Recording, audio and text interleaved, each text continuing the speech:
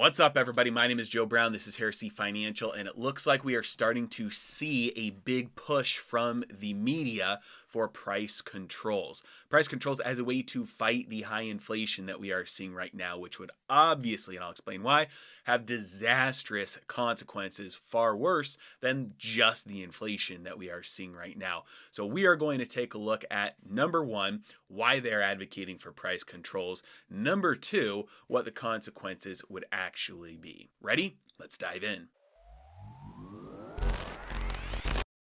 All right, so many of you follow me on Twitter, and I follow Paul Krugman, who, if you're not aware, Paul Krugman here, you can see he won the Nobel Prize for Economics back in 2008. And this is surprising considering Paul Krugman, he's somebody who said that the internet would have just about as much of an effect as the fax machine. He said the basic problem with the internet is that people just don't have that much to say to each other. And so that's kind of like his famous bad prediction, although he is just all over the place. Straight up full-blown Keynesian economist with a little bit leaning towards MMT, and he debated about MMT, which is modern monetary theory, saying that there's not that much different from what mainstream Keynesian economics. Anyway, getting on a little bit of a rabbit trail there, he retweeted this article from The Guardian, which was about price controls and saying that price controls here would be truly stupid. Now, gotta give him credit. Very accurate. Just don't read the rest of his thread, because he goes on to say that there are occasionally, very occasionally, price controls have their uses during wartime, and when there's a perceived fairness or lack of profiteering are important. And also goes on to say, oh, here's another possible time when price controls would be okay. To break a wage price spiral that is persisting despite a weak economy. And now that's another thing where it's kind of interesting, because he says that we don't have a weak economy right now. We have a booming economy. We have a strong economy. And really the reasons that we have inflation right now is just because supply chains can't keep up with how strong our economy really is right now. And right now there's no hint of a wage price spiral where prices go up, wages respond, people have higher wages, they get to buy more stuff, and then that continues to drive prices higher. So he's saying the only situation really outside of war that he says it would be good to do price controls is if that is happening while we have a weak economy. But he's saying we have a booming economy, so even if there was a wage price spiral, wouldn't need it. Now, I disagree with pretty much everything there, because price controls always make things worse. And so let's get into this article that he tweeted from The Guardian and look at what they're saying and why they're saying that price controls would be necessary or should be highly considered right now. Inflation is near a 40-year high, which obviously you know, and profits. We've had an explosion in profits. In fact, we've seen profit margins for non-financial profit margins have reached levels not seen since the aftermath of the Second World War. So right off the bat, want to pause. This is why I always say stocks are maybe not a perfect hedge against inflation, but at least somewhat of a hedge against inflation. If you own the means of the production of wealth, that is how you protect yourself during times like this. And the reason why that happens is because you have prices going up. Well, who's selling the stuff? Corporations. So own the corporations. That way, as their profits, as their revenues increase from inflation, you get to at least partly participate in that, take part in that. And so that's the first thing I'll say about that, is that's a good reason to own stocks during inflation. But now they're saying that the reason for that is just because large corporations are using this opportunity to scoop up prices, get windfall profits, that they're basically not taking advantage, even just exploiting Americans at this point, and that it's really the corporation's fault. So we basically need to stop them from being greedy capitalists, and that cutting monetary stimulus will not fix supply chains. Well, the problem is this all started because of the monetary expansion, 25% in a couple months, massive monetary experiment taking place. And That's why this started, because there was a massive boost in demand driven by a flood of money that hit everybody's pockets, both corporations and individuals alike. And there was no infrastructure there to absorb that increased demand, number one. And number two, it didn't actually increase purchasing power. All you did was increase the illusion of purchasing power. So people thought that they had more money to spend. So you go out and spend all this money, even though that's driving prices up. So you don't have as much purchasing power as you thought. And that means that when you're distorting the price information signal. And when you distort the price information signal, you're not making accurate decisions based on the real resources, the real stuff, the real wealth that's actually in the system. So there wasn't enough stuff. And so that's why supply chains are breaking right now. It's because of the money printing. But let's move on. They say that we have team transitory, which says that inflation is just going to go away. Team stagflation, which urges for fiscal restraint, which is basically austerity, stopping the government from spending as much, raising interest rates to try and rein this in. He said there's a third option here. The government could target the specific prices that are driving inflation instead of moving to austerity, which risks a recession. So instead of attacking the problem, which is the money printing, the monetary expansion, the reckless fiscal and monetary policy, attack the symptom. Prices are just information.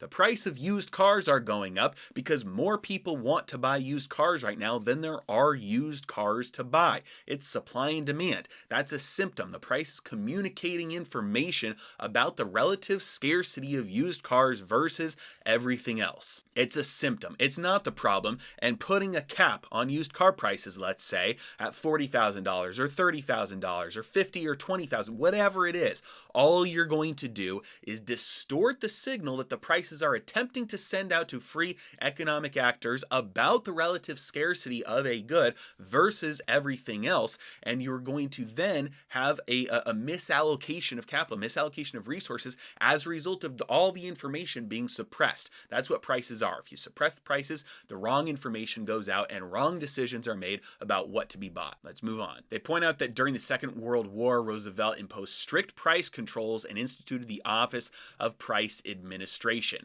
Now, just so you know where the brains of these people are, Roosevelt is the one who burned crops during the Great Depression because he was trying to increase the prices of food to stop deflation from happening. So he was burning crops. We all remember the stories from our grandparents about what it was like to live during the Great Depression, how hard it was to get food. People were hungry. If you go back and look at old recipes from that time, you were using every last bit of everything to make these disgusting recipes. There were lard pies and things that nobody would eat today because back then it was scarcity. We can't get enough food to eat. People are hungry. We don't have enough money. And they were burning crops in order to push prices of food up to stop deflation. So that's where the brains of these people are. So when you say, okay, well, Roosevelt started the price controls, the Office of Price Administration to price control, they're not exactly the smartest economic crew in the bunch. And if we look further to where they point out what happened when they ended the price controls,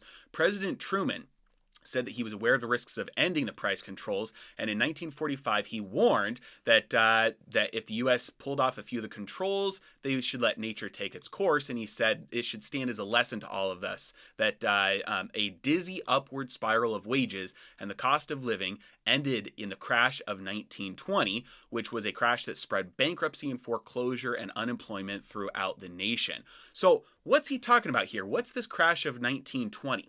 The crash of 1920 was actually called the Great Depression. There's a great book called The Forgotten Depression by James Grant or Jim Grant, and it talks about the crash of 1920-1921. It was called the Great Depression because it was the worst economic recession of the time until obviously 9 years later when there was one that was even worse. So they called that one the Great Depression.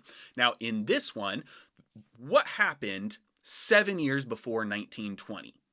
The establishment of the Federal Reserve. Federal Reserve Act in 1913 started in 1914, and that allowed an unprecedented nationwide expansion of the monetary supply through fractional reserve banking, backed up by a central bank that backed up the banks, so the banks could expand the money supply. Interest rates were artificially low as a result of these things happening. Monetary expansion led to, right there, what he said, a dizzy upward spiral of wages and the cost of living. Prices started exploding. There was a false boom, which obviously it's a false credit, an easy money expansion. That's the classic Austrian business cycle theory that ends in a crash with everything falling down, because it's built on easy credit. It's built on fake money.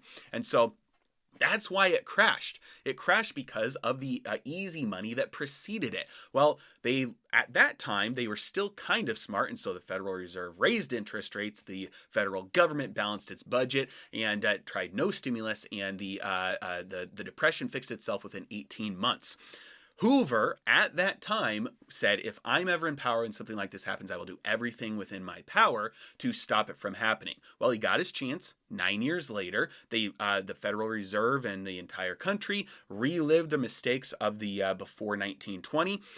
Interest rates were too low. There was an artificial expansion of the money supply that caused a massive boom. And then that's what led to the collapse in 1929. And instead of letting nature take its course and letting people learn from their mistakes, Hoover said, no, we're going to do everything we can to make it easier. They lowered interest rates. They did all of these government spending programs. FDR on the campaign trail actually said Hoover was wrong for doing this. He said we should have a free market approach. Let people, have the negative consequences of these actions. And then when he got into office, he just doubled down on everything that Hoover was already doing. Complete bait and switch. We saw a repeat of that recently over the last 6 years or so. So basically what's happening here is that we are seeing right now inflation is the result of the reckless monetary and fiscal policy. If we step in and we let price controls happen, the only thing that you do is you're distorting the signal, the information that those high prices are sending to everybody about the relative scarcity of goods and services throughout the economy, and you distort the decisions that are being made as a result of that. What do you think happens if they limit the prices of things from going up? Well, that won't stop the demand then. The cure for high prices is high prices, because if they get high enough, people have to stop buying them. That lets supplies catch up, and then the prices come down. Those high prices are just a signal sent to everybody: buy less. It's more scarce. And if you suppress that, then you end up with massive shortages. Then you end up with supply chains really breaking, and then you have to step in and control it even more with rations. And it's a downward spiral of controlling more and more and more in a way that results in worse and worse outcomes every step of the way. It is not a scenario that we want to get into, but it is now being pushed, and The Guardian is saying that it is a powerful weapon to fight inflation and that it's time we consider it. And I guarantee you, if inflation continues, especially at the high rate that we're seeing it right now, if it's 6, 7, 8%, 9% over the next year, there will be some talk politically, if not action, on price controls. Hope we don't see it, but we might. As always, really appreciate you guys. Thank you so much for watching. Have a great day.